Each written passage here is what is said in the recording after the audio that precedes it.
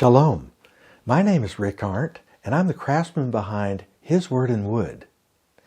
If you own one of these beautiful shofars, I'm sure that you would like to be able to display it prominently. The problem is, how do you mount a wonderfully curvy object like this? Well, I just finished a large order of wall mount shofar holders, and before I ship them, I wanted to make a quick video showing how to assemble and mount them. This is our large-sized Star of David wall mount shofar holder. It is handcrafted in premium pine and features adjustable support cradles to fit a wide range of shofar lengths. It is finished in lacquer to protect the wood and to highlight the beauty of the grain. The inscription is the Father's name in Hebrew, Yud, He, Vav, and He. This is his personal name. It reflects both his eternal nature, that is, the one who was, and who is to come, as well as his love for us as our Creator and Father. It is used thousands of times in the Tanakh, or what is also known as the Old Testament. Whenever you see the words, the Lord, and the word Lord is in all capital letters, it is his name. The exact pronunciation is not certain because as it is written here, there are no vowels. Some people say that it is pronounced Jehovah. However, there is no J sound in Hebrew. The first letter, Yud, has a Y sound, so two likely pronunciations would be something like Yahweh or Yehovah. Jewish people take the second commandment to not use God's name in vain very seriously, so they do not pronounce it at all. Instead, they will use the word Adonai, which means Lord, or Hashem, which means the name. We also take his name very seriously, because he is not merely the creator of the entire universe, as if that would not be enough. He is also our Lord, Savior, King, and especially our loving Father. Like many of you, we want his name to be ever before us, so many of our woodworking designs feature it. You can see all of our designs at hiswordinwood.com. But for now, let's get started with how to assemble, mount, and adjust this shofar holder. When you receive the shofar holder, it will require a small amount of assembly. We ship it disassembled to prevent damage in shipping. The parts are the star base, the support arms, the cradles, and a mounting cleat. There will also be a small bag containing hardware. If you have ordered more than one shofar holder, you will need to keep the parts for each set separate.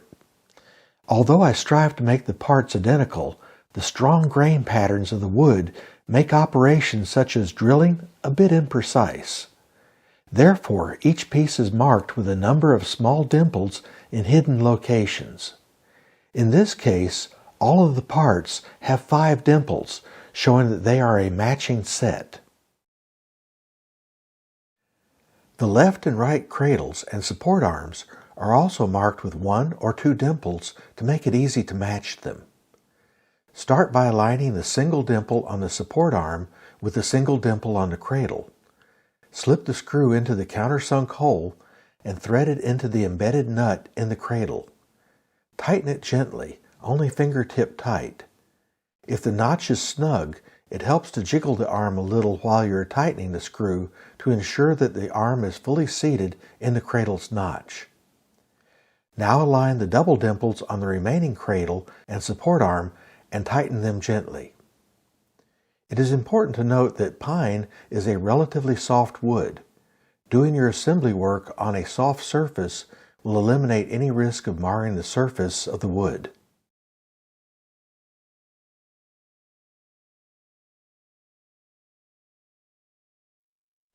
Now that the cradles are attached to the arms, insert the arms in the channel on the back side of the star base.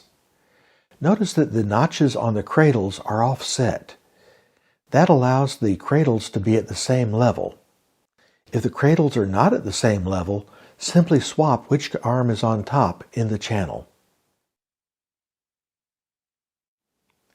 Now that the shofar holder is assembled, it is time to mount it on the wall. The shofar holder is mounted on the wall using a French cleat, which holds it very securely. You will attach that last strange-shaped piece of wood to the wall with its point up, and then you simply set the shofar holder on it, like that. Notice also that I have removed the support arms and cradles while I am positioning the base. This is not required, but it makes the base easier to hold. In this case, I am using a 1/8 inch drill bit, but a slightly larger one would also work. I drill through the cleat to mark the spot for the first anchor. Since I didn't hit a wooden stud in the wall, I use a large Phillips head screwdriver to screw the white part into the sheetrock. Now I put the screw through the cleat and partially screw it into the anchor. Notice that the point of the cleat is facing upward. If you have a level, be sure to use it so that the cleat will be as level as possible. You can put a small pencil line under the loose end of the cleat to mark its correct position. Now drill again through the cleat to mark the spot for the second wall anchor and insert it. Once the cleat is installed on the wall, you can simply set the shofar holder on it.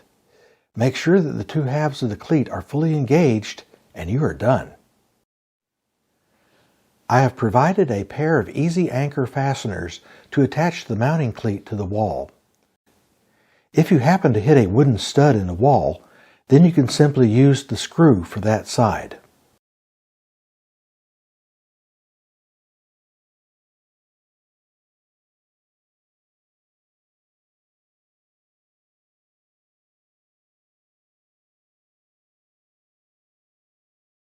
Now it is time to adjust the arms of your shofar. You will notice that the cutouts in the cradles are different sizes. Place the large end of the shofar in the larger cradle. Now adjust the arms so that the spiral of the shofar rests naturally in the cradles. There we go. Perfect. I hope this video has been helpful, and especially that you will enjoy your new shofar holder.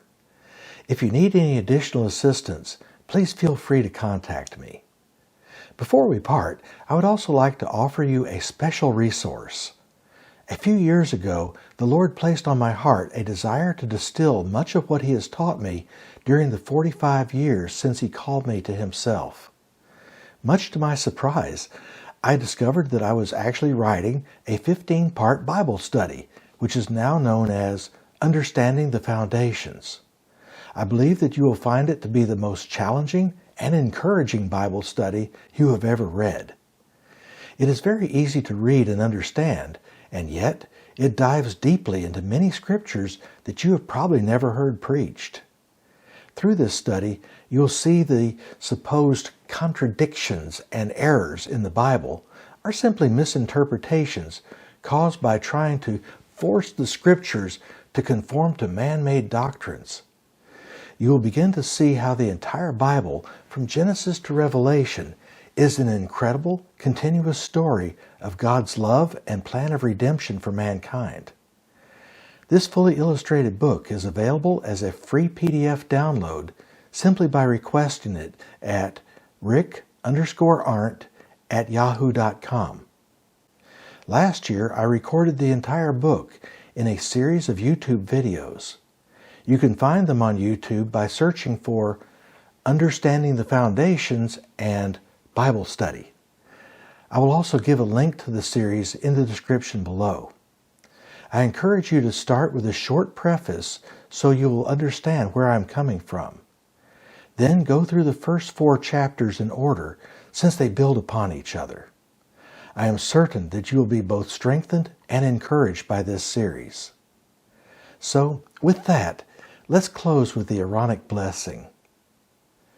The Lord bless you and keep you. The Lord make His face to shine upon you and be gracious to you. The Lord lift up His countenance upon you and give you peace. So they shall place my name upon the people of Israel, and I will bless them. Shalom.